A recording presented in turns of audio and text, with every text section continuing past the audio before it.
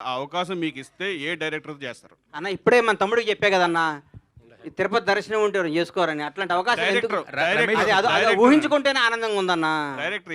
కొత్త జర్నలిస్ట్ లో అడుగుతారట ఫాస్ట్ గా. రమేష్ రెడ్డి గారికి ఒక్కసారి మైక్ రమేష్ రెడ్డి గారికి ఒకసారి ఇవ్వండి సార్.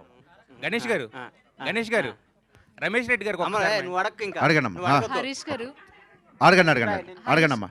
దిస్ ఈజ్ రాణి అండి. సో గట్టిగా జనరల్ గా ఒక మనిషికి పంచభూతాలు ఎంత ఇంపార్టెంటో తెలుగు రాష్ట్ర ప్రజల్లో ఉన్న పవర్ స్టార్ ఫ్యాన్స్ అందరికీ పవర్ స్టార్ అనే స్లోగాన్ అంత ఇంపార్టెంట్. సో విజువల్ ట్రీట్ అనేది మళ్ళీ రిలీజ్ రూపంలో ఇవ్వబోతున్నారు గబ్బర్ సింగ్తో. ఈ విషయం పవర్ స్టార్ గారికి చెప్పారా? చెప్తే ఆయన ఎలా రియాక్ట్ అయ్యారు? అమ్మమ్మ, నేను మాట వినే టైం ఆయనకు ఉందమ్మా. ఆయన మాట్లాడితే ఆంధ్రప్రదేశ్ ప్రజలు ఈ రాష్ట్రాన్ని నంబర్ 1 చేయాలి, ప్రజలు ఏం చేస్తున్నారు, పంచాయతీలు ఏం చేస్తున్నాయి, ఎట్లా 20 గంటలు పనిచేస్తున్నాడు.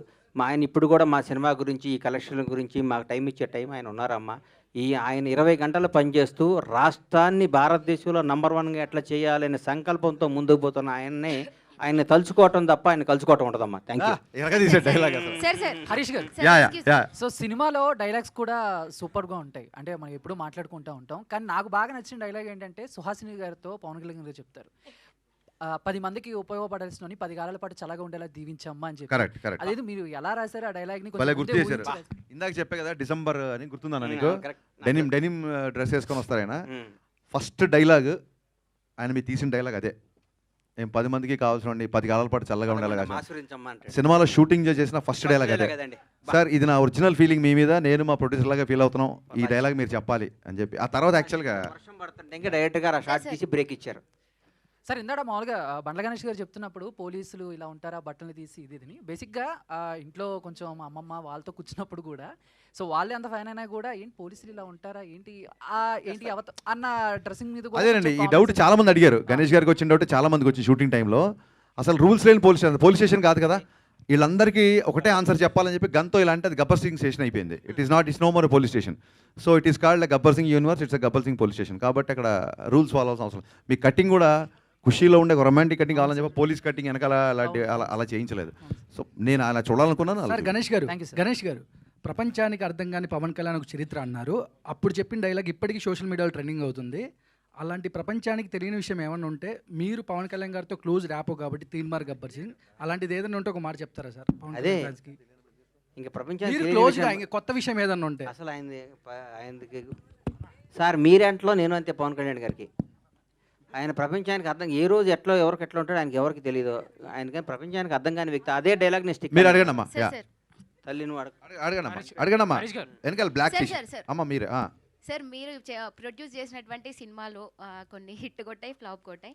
మీకు బాగా నచ్చినటువంటి సినిమా, మెచ్చిన సినిమా ఏదైనా ఉందా? ఏం చెప్తారు? నిజం చెప్పంటావమ్మా? డైరెక్ట్గా అడిగా నన్ను అడిగావా? మిమ్మల్ని అడిగాను సార్. గబ్బర్ నాకు మనసుకు బాగా దగ్గరైన సినిమా తీన్మారమ్మ. కానీ అది జనాన్ని రీచ్ అవ్వాలా.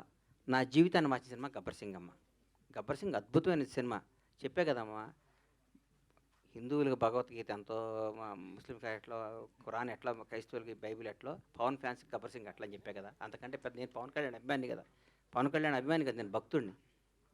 సార్, మీరు అదే చెప్పారు సినిమాలు అంటే అందరికి ఛాన్స్ రావాలి కదా. మీరు అడిగారు. ఇప్పుడు 7 ఏళ్ళు దూరం అవ్వడానికి గల రీజన్ ప్రత్యేకంగా వేరే ఏదైనా ఉందా? లేదు, ఇందాక చెప్పేశారు. చెప్పేగా బంగారం, ఇందా చెప్పే కదమ్మా. ఒక్కొక్క క్వశ్చన్ అడిగి మనం క్లోజ్ చేసేద్దాం. ఫస్ట్ టైం అడిగే వాళ్ళందరికీ మేము ఆన్సర్ ఇస్తున్నాం కదా. మీరు నా తల్లి, మీరు కూడా ఛాన్స్ ఇవ్వండి. హరీష్ గారు, ఇప్పుడు దబంగ్ రీమేక్ చేశారు, దబంగ్ 2 కూడా వచ్చింది అక్కడ. అవును. గబ్బర్ సింగ్ తో ఏమైనా ప్లాన్ చేసే అవకాశాలు ఉన్నాయా ఫ్యూచర్లో? ఎందుకంటే ఇప్పుడు సీక్వెల్స్ కొన్న హైప్ వేరే లెవెల్లో ఉంది.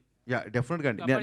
నేను అదే చెప్పే కదా సార్, మనము కోట్ల మంది ఇండస్ట్రీకి రావాలనుకుంటారు, కొద్దిమంది వస్తారు. రీజన్ ఏంటంటే ఇండస్ట్రీ చూస్ చేసుకుంటుంది, మనం కాదు. కోట్ల మంది రావాలనుకుంటారు, కొద్దిమంది వస్తారు. Reason universe call. సో అది రాసి పెట్టుంటే 2, 3, 4 ఏదైనా రావచ్చు. Thank you. గణేష్ గారు ఒకటన్నా, పవన్ కళ్యాణ్ గారి పేరు చెప్తే ఒళ్ళంతా పులకరించిపోద్ది మీకు. అలాంటి సందర్భం మీ లైఫ్లో ఎప్పటి నుంచి స్టార్ట్ అయిందన్న? ఇప్పుడు సుస్వాగతం షూటింగ్ దగ్గర నుంచి, సుస్వాగతం అప్పటి నుంచి హీరోగా నాకు పరిచయం. ఇద్దరం కమ్ వెల్కమ్ అని బస్